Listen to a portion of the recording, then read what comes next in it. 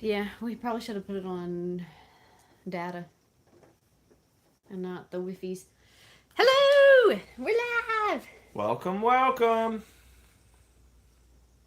I'm waiting for it to refresh a bit. Yeah. So I know when I'm watching lives, my phone will never automatically refresh the way this does. If I'm waiting on a live to start, if I don't refresh it myself, I will never see the video. Gotcha. Look how good we look. Our internet is working amazingly right now. Guys, we're having a terrible storm. Not terrible storm, but like we're having a storm. It's terrible by this summer standards, which means it's raining at all. But it is a very thundery and Yeah. lightningy storm, and so we might lose power. Yeah. And if we lose power, we apologize. So, Oh, Peggy says if the third section doesn't blow her away, she's not sure she wants to continue the series. okay. Interesting. This storyline has as many tubes as the Xenosphere. Yeah. Also, I want to say that you might notice that the thumbnails have all changed. They're all still in the same place. The playlists are all still the same way. So hopefully you can find everything easily.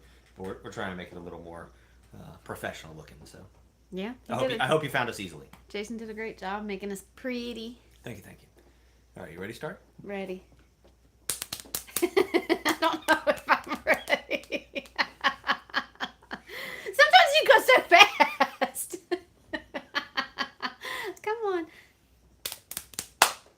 Welcome to Books We've Never Read. Except for those we have. I'm Jason. I'm Nicole.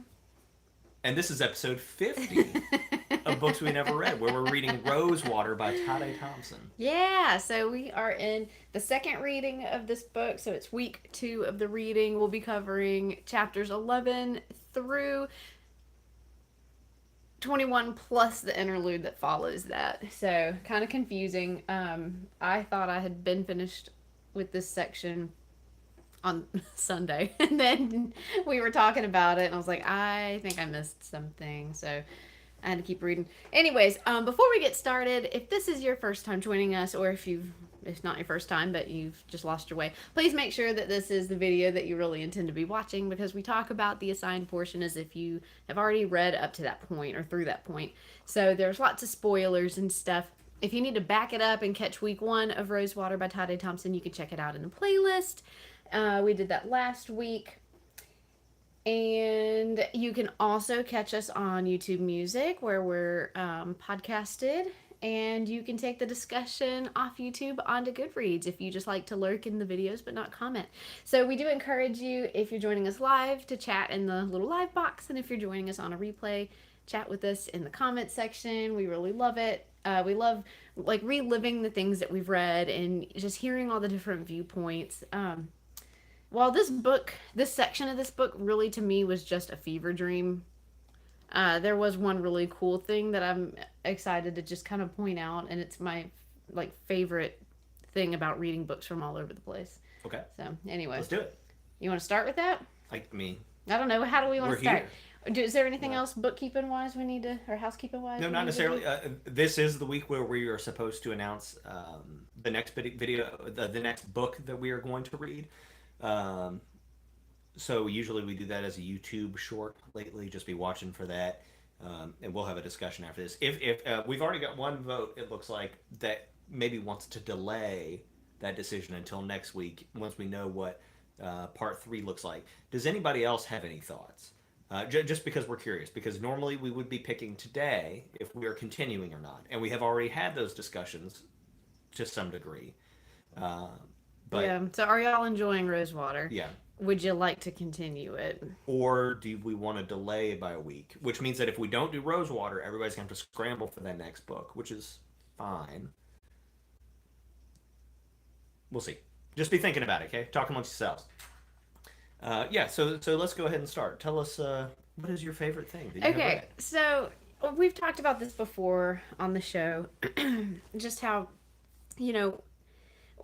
we have this kind of collective consciousness going on, right? Like that's what memes, that's why they're so powerful, that you can say kind of like one little line from a movie and a whole context of information opens up to you. Yeah. I can say, ooh, I don't think I really like this guy, and you'd be like, why? I'd be like, kind of Bill Cosby-ish.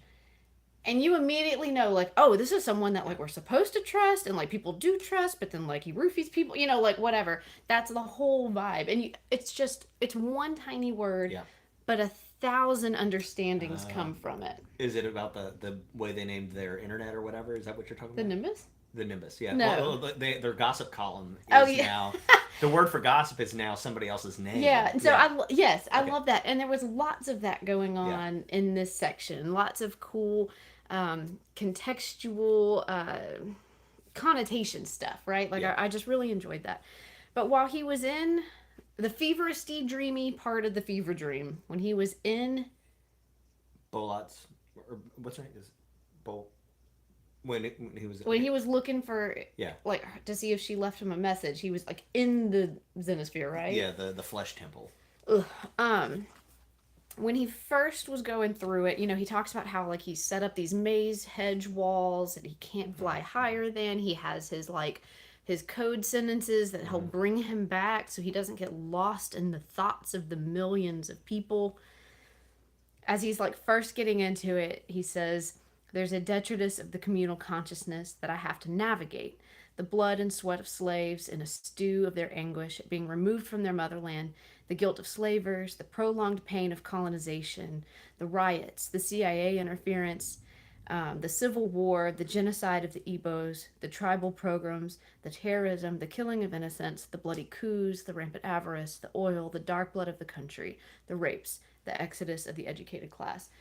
He's digging through the consciousness of at least the people in this region, right, of Rosewater, this area of Nigeria.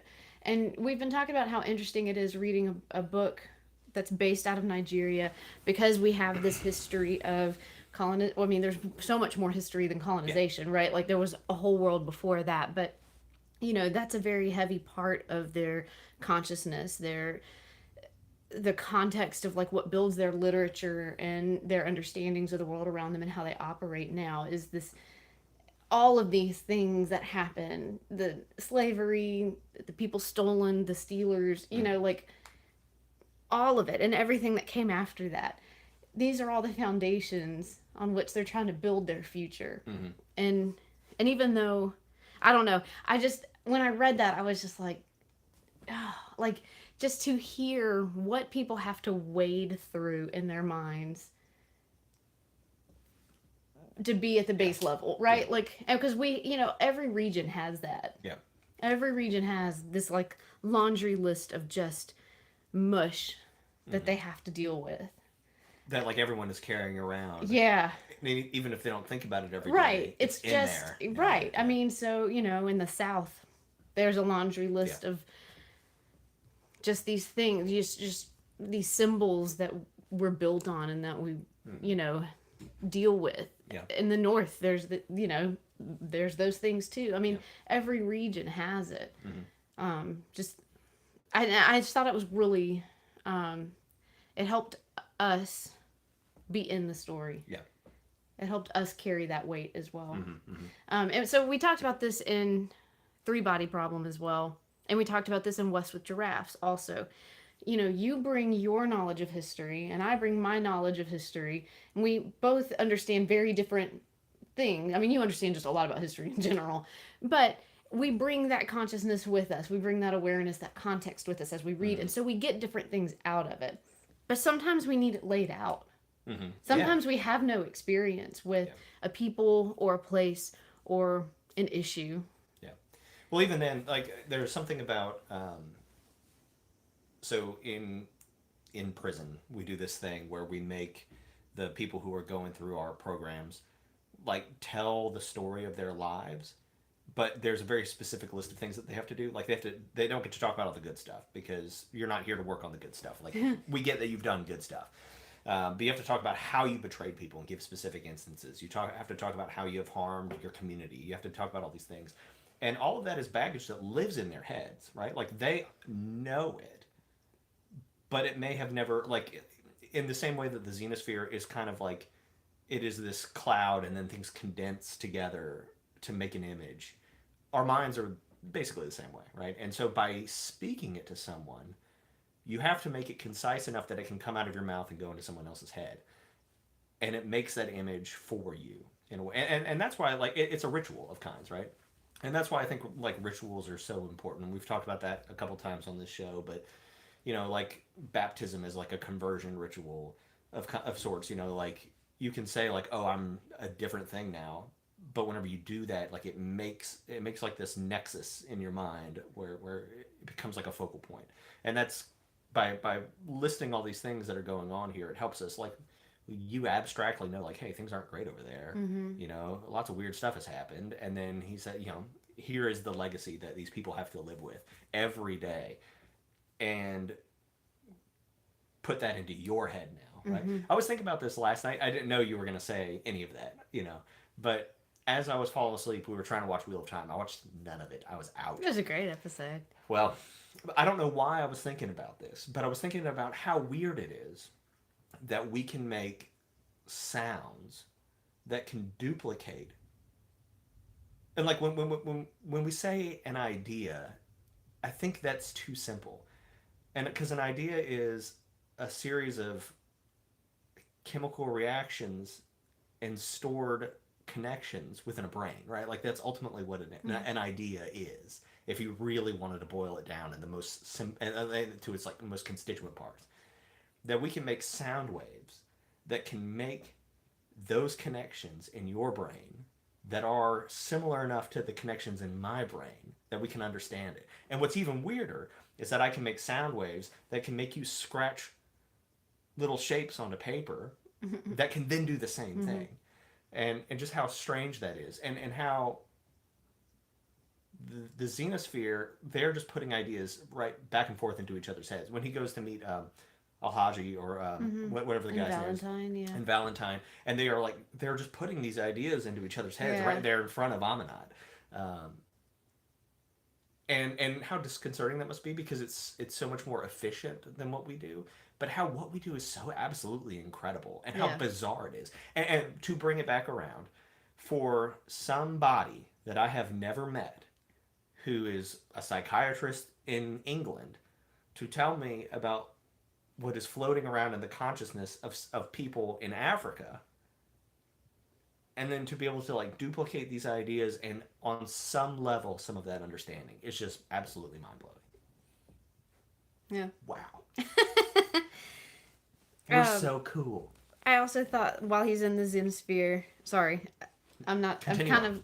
of, you mentioned something that reminded me of this. You said like y'all do that activity where you have to tell the story of your life, and it's how you've done some pretty rough things and bad things or whatever. Yeah. I thought it was interesting that he ran into Ryan Miller. Yeah. And Ryan Miller was like, oh, well, here, look at Bertha. Yeah. He's like, I don't know her. And he's like, oh, don't you? Yeah. You got her killed. Yeah. Oh, how terrible for him to have to relive all this. Yeah. That part was really interesting too, because that is what we would call the ripple effect, and it's easy to tell how your actions, the butterfly effect, or the butterfly effect, right? But like how your actions are, Caro is one of those people who thinks, well, I'm not hurting anyone, right? Because he steals from the rich, because he gives some of it back to the poor, I'm not hurting anyone. Yeah. But when this man realizes that his watch is gone and decides that his housekeeper stole it from him, and so he beats her. And that wasn't an example in the story, but I was like, oh, I missed that. No, it's not an example, but it's that is a ripple effect that Caro would never be aware of. Right. That is a consequence of his actions, and there is no such thing as somebody who is like an island unto themselves. Right. It just doesn't happen. And but you're absolutely right, and that was a cool scene. Him having to relive all of his actions, because it has changed his consciousness to some degree. Well, and I think what you just said hits that's one of the hard-hitting themes in this book, is that there's no one who is an island unto themselves. First of all, we are already very connected. As you said, you can formulate ideas, regurgitate them in a sound format, and then I also can internalize those ideas. Right. We can all do that. But then here we have this biodome that's sending out shroom dust. Yeah. That's creating an even more interconnected community. Yeah. I mean, how insane is that? Yeah. Well, and so this brings me all back around to like something I was. This is probably why I was thinking about all that. Was this idea of this contagion, Mm-hmm. and something is killing off all of the sensitives, and that Caro might have this thing now, and so like they who was it that told him like, hey, you might be infected now? He Oh, said yeah, Valentine. Valentine. He says, Or, I can yeah, see the butterfly too. yeah. But but the idea that like this sort of like of a mental infection, like an idea as infectious, and oh man, Inception does this as well. The movie Mm. Inception, where he plants this idea in the woman's head, like your world might not be real, and so then she decides that her real world is not real, and so she kills herself, and it's because they do go and live in other people's dream worlds, and it becomes a very complicated Mm-hmm. place. And that's basically what's happening here. Is there's this sort of infection of ideas, but like we can do that too right now. Gaslighting people, Mm-hmm. or several times on this show, I think I've talked about like one of the most interesting examples is how people used to think you couldn't run a certain speed, and then one guy did it, and since that guy has done it, thousands of people have Yeah. broken what they used to think was impossible, and all that has changed is that the idea has been planted. It is possible. Right. Like you can do this, and we don't need the xenosphere for these kinds of infections of ideas. We can very easily do it on our own, Mm-hmm. whether it be through speaking or writing. It could be through art, um, all sorts of different ways. Oh yeah. And that concept is just so interesting to me. And it goes back to the memes like we were talking about, right? These ideas that just propagate. Mm-hmm. Looks like we might have lost internet. Oh, you think so? Oh, no, we're good. Um, and then just also talking about like what is real. Mm-hmm. I don't know how to tell what is real. Mm-hmm. In this world, Yeah. there's just too many avenues of reality, and I can't keep up. Can we talk about the timeline for a second, as best I can tell? Please right. enlighten me, because I'm so confused. So, and I think part of the reason why we're getting this broken up timeline is because I think that it's hard for Caro to tell where he is. And I think when so he too. Is. He has all these different people kind of living inside of him, and they make mention of that several times. Literally different people living inside of him. Nike? Yeah. But that was the old prostitute. Yeah. But like she's like still in there. So, when they throw a name, because I have the bad habit of if I read something that's not familiar, I'm just like, yeah. But then I see the name again and I'm like, who's that? Yeah. And so I had to search the name and I'm like, oh yeah, that's that girl. She's come up several times. Yes. In him. Well, but she like downloaded herself into him basically. And we have to remember that he also has entirely too much of that man who killed his wife or whatever. Which we haven't heard there's of all again. sorts of other scenarios that we don't really know. He's been part of this like group mind with his other sensitive friends at school, and all kinds of stuff. And whenever we talk about people being codependent and they share ideas, just in the way that we've been talking about. What happens when even those small barriers are gone? It's a boundaries issue problem. Yeah. And he does not know where Caro ends and the other people begin. Anyway, point being, at some point he starts developing these powers in his young life and doesn't really understand them. The first time he uses his finder powers to find a baby in a trash can. Then he continues to grow up. He is exiled from home when his parents catch him stealing. Mm-hmm. Also, the most horrifying scene in this entire book so far has not been the flesh temple. It was his girlfriend with the rings around her neck after they burned the tire on her. That was dark. So they exile him. He's going off on his own, doing jobs on his own. At that point, he's in a club and meets Nike. Because he meets Nike, he meets Klaus. Mm-hmm. Because he meets Klaus, he meets Femi.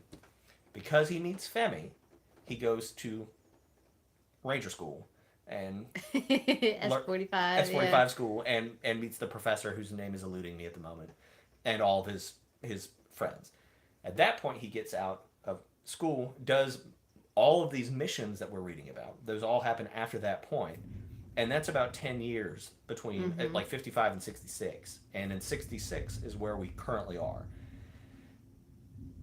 It's sometime in the last 10 years, between 55 and 66, that he goes into the biodome, which we have not quite made it to yet. Right. His first time meeting the bicycle girl is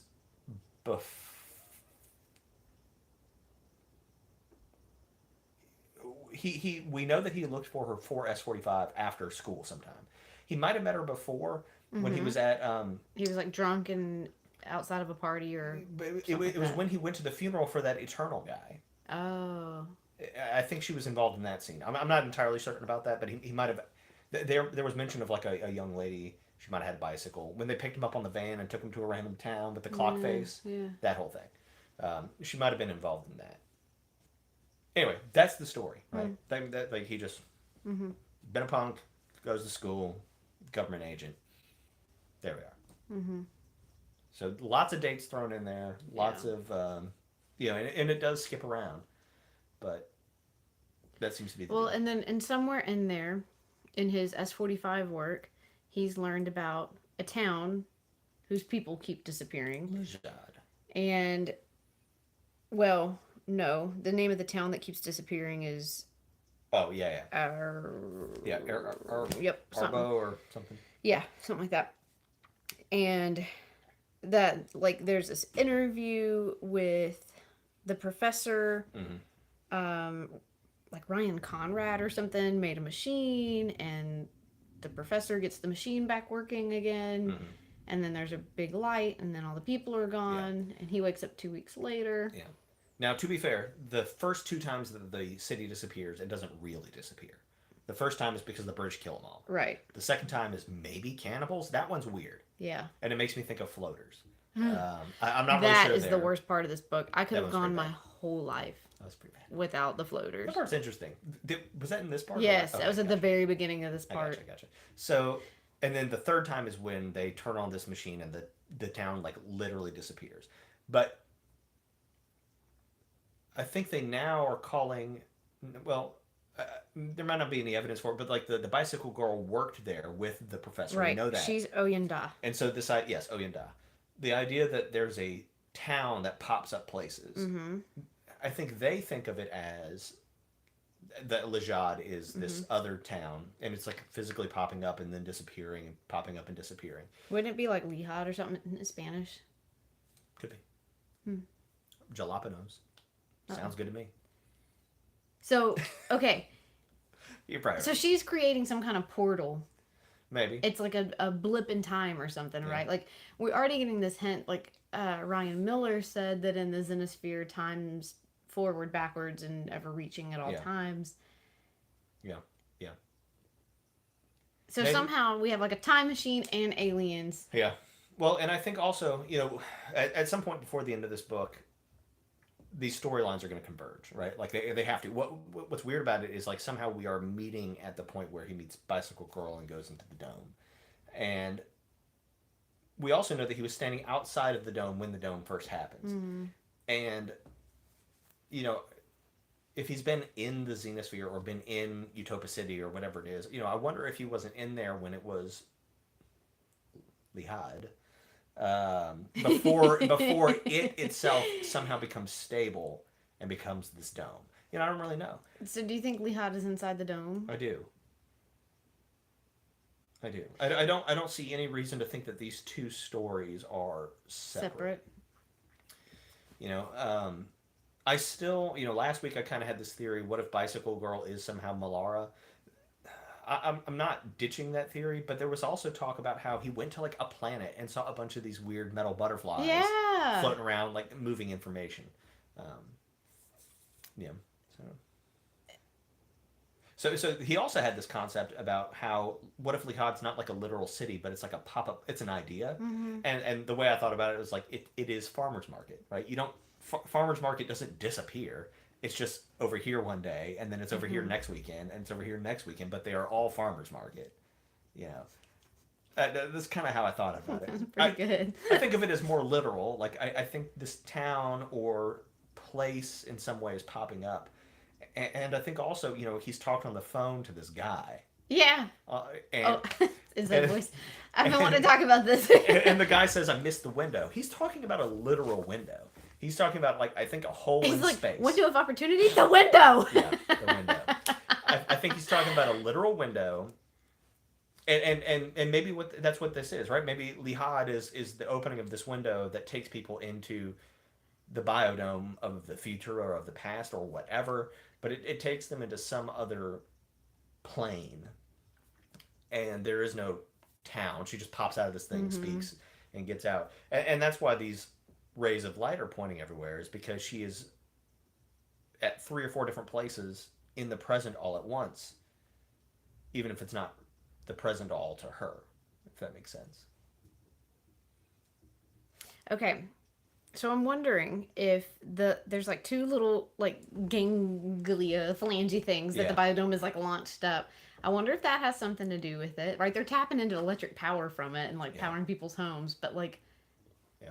I think the whole ganglia conversation, at one point he says maybe it's the way that the biodome collects information. mm, And I think I agree. We're still not sure how this all connects to Wormwood. right. Like how is this all tied in together? And it's not clear. But That sucker ran a line all the way across the I guess, but like why just there? yeah.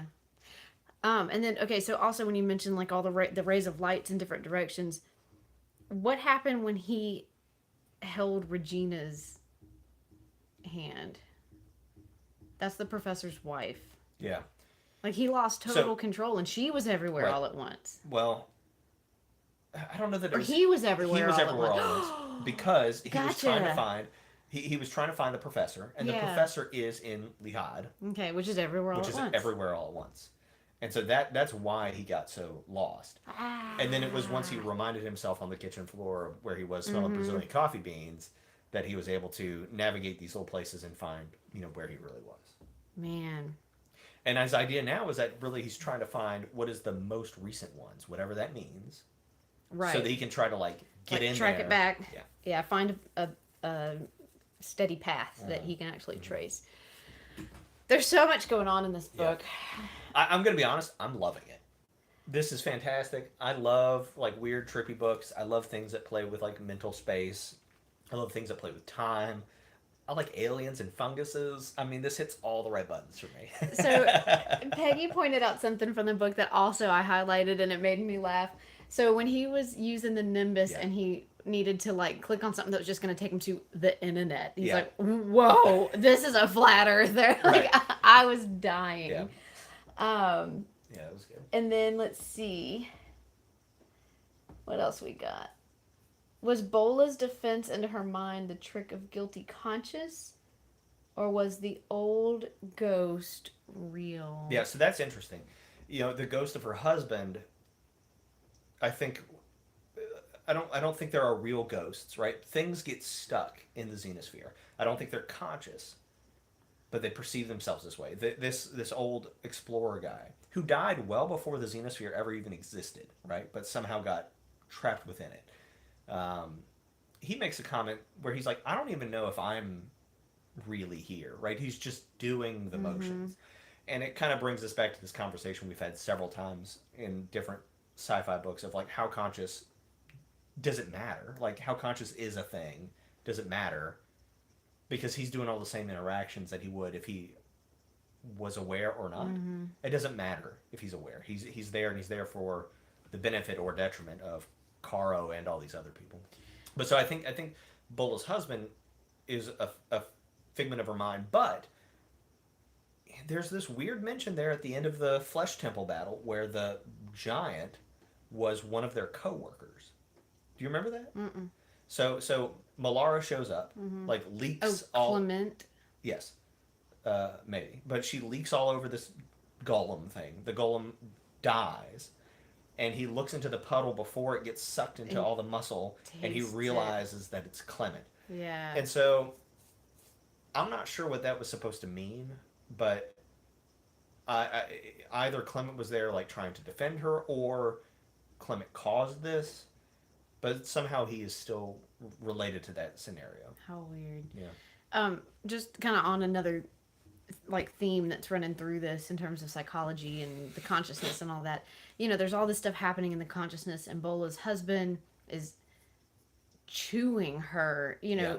eating away at her, and it just kind of builds that theme of like things that happen in our consciousness aren't real in terms of the physical world, but they're real in terms of like the damage or the benefit that they can do to us. You know, the thinks that you think, the thoughts you think affect your reality. Yeah. And it is very much similar to what you said earlier about no one could break the speed until someone broke the speed, and now lots of people can break that speed record because the thought is out there that, oh, this can be done. Yeah.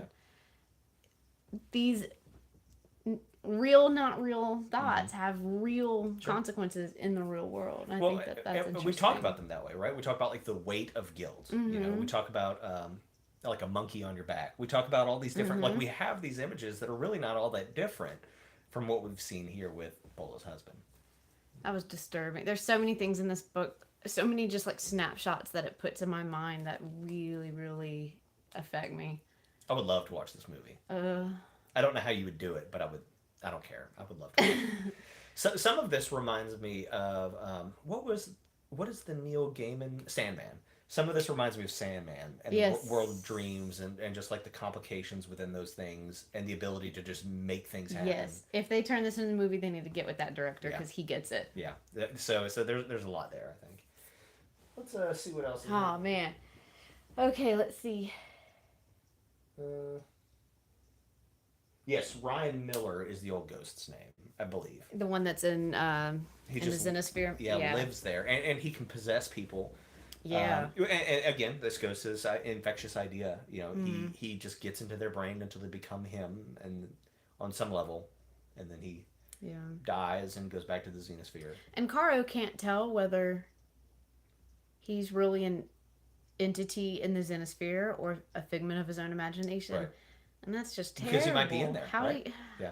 Well, so what's interesting is the people, you know, what if you thought about it this way? There are human beings that then possess the Xenosphere, right?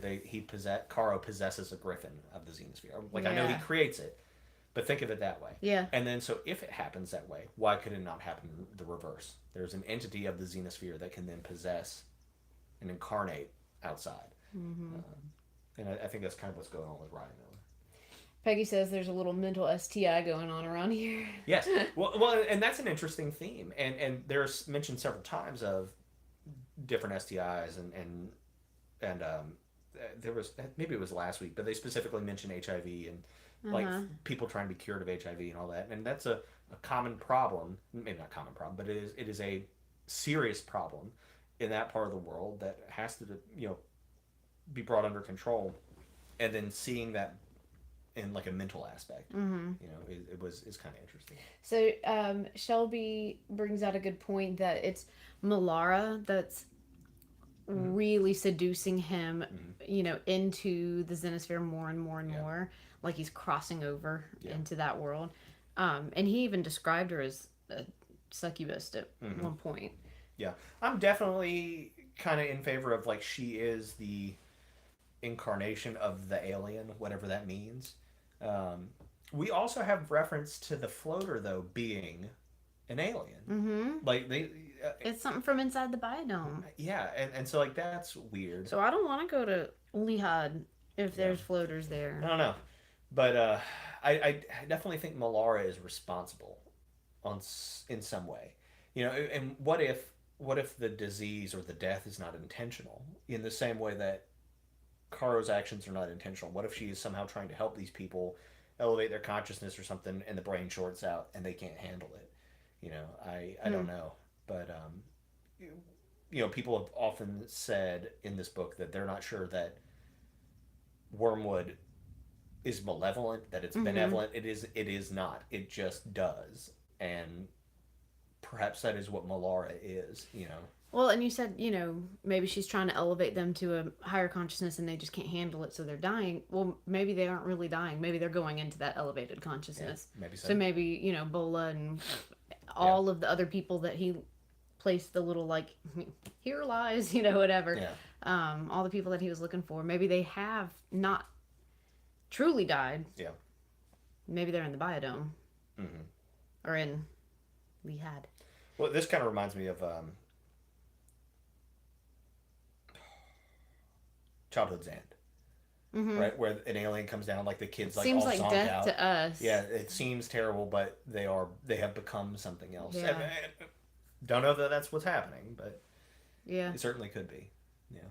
Yeah. How crazy. So speaking of the floaters, we saw the floaters when Amanat's husband tried to kill Caro. And that was at the beginning of this reading. And Caro manages to get away. Her husband ends up in the hospital in a coma. And he goes and delivers just some juicy justice. Yeah. Eternal torture by imaginary floaters with no physical indication that he is being tortured. Oh my gosh. I have what I call late onset claustrophobia. I was in a situation when I was a child that did not scare me, but now as an adult, I think about it and it horrifies me. And I'm now claustrophobic. Like, I do not like tight spaces. And the worst form of claustrophobia is being stuck within your own body, right? Like when you're sleeping and you have like sleep paralysis and you can't get up. That is the worst. This is the worst form of claustrophobia. And that's what I see here, right? Like, how do you fight that? So, I don't know. So I want to jump back real quick. Shelby has a theory that maybe Caro is not alive in the way that we know it, and that's interesting. Yeah. Because he doesn't have any emotions, he really like doesn't. Normal emotions. Yeah. I think, and again, I guess like that's interesting, and I would not be shocked if that comes out to be the case, but it brings me back to this blurring of boundaries. Caro is much more than what his body is at this point. He is something different. Well, and I mean, we know that the sensitives are only sensitives because of Rosewater, because of the biodome. Yeah. So there's no reason for us to expect them to just be able to live happy, normal lives. Sure. They are some alien human fusion. They are something else. Yeah. Yep. Yeah. So, I enjoy reading the book. I stay very confused the entire time that I'm reading it, but I love unpacking all of these pieces. Yeah. This is like what's making me really enjoy the book and skews my vote towards I think we're going to have to read the other two in the series. So I'm also thinking that this isn't a true trilogy, that these 3 books are really one book, but split into 3. Yeah. We'll have to try to do some research without spoilers. To make that done. So I think we really have one book that's just split into 3. Let's just ask Reddit. Let's ask Reddit, hey, spoiler free, what do I need to do here? Give them the outline of what we're talking about. We'll figure it out. I think we're just going to have to read it. I also want to say this. We haven't had a conversation about it, and they haven't had a conversation about it in the book. But what is it about the Xenosphere or these alien powers or whatever that makes them finders? Why finders? Yeah. Why not losers? Why not anything else? Yeah. And so on there top has of to that, be some kind of biological. I mean, that's weird. It's about desire. It's about like connection, right? There's some. But it all stems to survival, right? Like that's why. But fungus does what they do. Well, man, I'd be like, why can Caro find valuable items? Like, why that? Right? Yeah. That doesn't provide like necessarily survival benefit. But desire. It's to me the finder thing is about this invisible connection between somebody and something, or somebody and somebody else. It's about those in the same way that the Xenosphere and these fungal connections are invisible and connect everything. It's about the connections that we already have. Oh, that's Jason's brother. There's no physical connection, but we all understand that the belonging or something like that. I don't really know. But are there other sensitives that have other abilities? Right. Yeah, we haven't learned. We don't know that everybody's a finder. But they indicate that, oh, you're a finder. Like yes. they know that he's a certain kind. And they don't seem to be using finder and sensitive interchangeably. Right. It seems to be some like a subtype. Sensitives are finders. So this thinking about what's the point of the finder. Like, why is that a thing? What value is that? So I am convinced that this has to do with survival, right? Like, so at the point where psychology was branching out of philosophy, there was someone who talked about like all the things that we love, desire, whatever, is a push towards survival, and all the things that we detest is a push away from our fear of death, basically. And so I don't remember who that was. It was a very common name. Like, it was a famous person. I just can't remember. But, so like that kid lost his toy or whatever, and so Caro found it because that kid super desired that toy. I mean, like, we have these stupid desires, but it all at the base level, according to this philosopher psychologist guy, stems. Well, sure, yeah. If we didn't have the correct desires and we desired anything randomly, your odds are 50-50 of getting wrecked. So, But desire is linked to survival. Sure. Yeah, Absolutely. and so this is the fungus operating, right? Like, so what does the fungus need? What does the biodome need? I don't know. What does wormwood need? I don't know that it needs anything. It just needs to continue. Yeah, maybe. That's all fungus does. Yeah. It Well, just... and again, we don't know. Okay, fine. So let's do this. What if the biodome and wormwood are not the same thing? What if the biodome is some... We have like two different aliens onto Earth. Or like, what if the biodome is some future technology city or something? What if it's Lihad from the future come to now? What if the biodome is protected from the wormwood fungus Oh, interesting. and not connected? I don't know. I have no evidence for that. But what if? Yeah. Which is why when you try to find someone in there, it points you to everywhere all at once. I don't know. It's a protective mechanism. Maybe. Just throwing that out there. I don't know. That makes sense. Yeah. Totally makes sense. Oh, that wasn't his memory. It was Nike's memory. Which one? Caro taking the toy. Oh, The kid's right. toy, that was Yeah, Nike's. that's I couldn't keep all that separate. yeah. He does realize like this was not his own Yeah. memory. Yeah. Oh, that's right, because that's not how he met Klaus. Yeah. Yeah. Gotcha. Good job, Peggy. Man. It's just a lot to unpack. A couple other things that I thought were cool. So, but Igbo and Yoruba are two of the tribes from old Nigeria, right? Like, yeah, old Nigeria, and of course the people of the tribe still exist. Yeah, but back in the day, the Igbos would put any twins born out into the evil forest. And they were left to their fate, right? Like, that was it. But the Yoruba kind of worshipped twins out of fear that if they didn't, something was going to get them, Yeah. And so all twins in Yoruba language are named the same thing. Cool. And it's Taiwo and Kehinde. And Kehinde is short for like a longer name. But Taiwo is the name given to the one that comes out first, but it really means the youngest twin because Kehinde has pushed the first one out to make sure it was like time to be born. Oh, interesting. In the Yoruba like tradition. Interesting. Yeah, so all twins. So when he is undercover working for those twins that have like separated into the cities, their names were they were Taiwo and Kehinde. I knew I recognized. And then Taiwo. when he was doing his research looking for Lihad, he found the Lihad twins, and they were named Taiwo and Kehinde. Yes. So it's like gender neutral, like no matter what you are. Right, because they mean like firstborn and the one that pushed the other one out. Gotcha. Wow, that's cool. Yeah. So I thought that was really neat. Yeah. Let's see what else. I'm really sad that Bola's gone. I liked her. Yeah. Did you notice that? So we haven't even talked about the end of the reading. Yeah. Did you notice that when Caro was telling Amanat how he like felt about her and stuff, he had started coughing? No. Interesting. No, I didn't catch it. He's caught a cough. Well, and then he got blowed up. Well, she got blowed up. I think we stopped at like the craziest part, but I think we're supposed to assume that she died, right? Her black flame was everywhere. But that black flame was also all around her. It was all around her. And now it was everywhere. Because what is the black flame? She is everywhere. What is she, and what is her brother, and what's up with their family? I don't know. We'll have to read to find out. I really have no good guesses there on what's going on with her storyline. It's really unfortunate and sad that he like whispered "I love you" and then kablam. Yeah, and she might not be dead. We don't know that, but it definitely seems to indicate at this point in our reading that she is gone.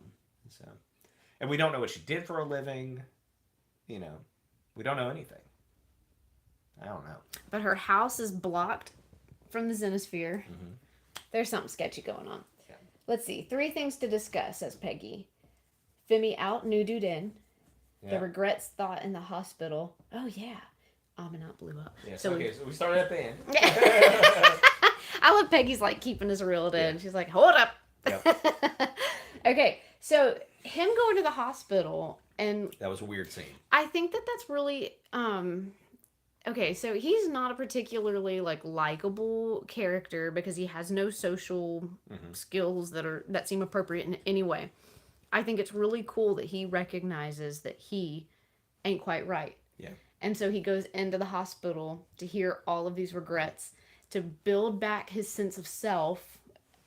Yeah. That he exists as a human, and then he goes out and does all the things that they regretted not doing until that kind of wears off again and goes back into the hospital to listen. So the way I read that scene was that it was all in his mind while he was in bed, while Amanat had come over to tell him that Bola was dead, and that it was all in his mind and that none of that actually happened. He doesn't actually go in the hospital? No.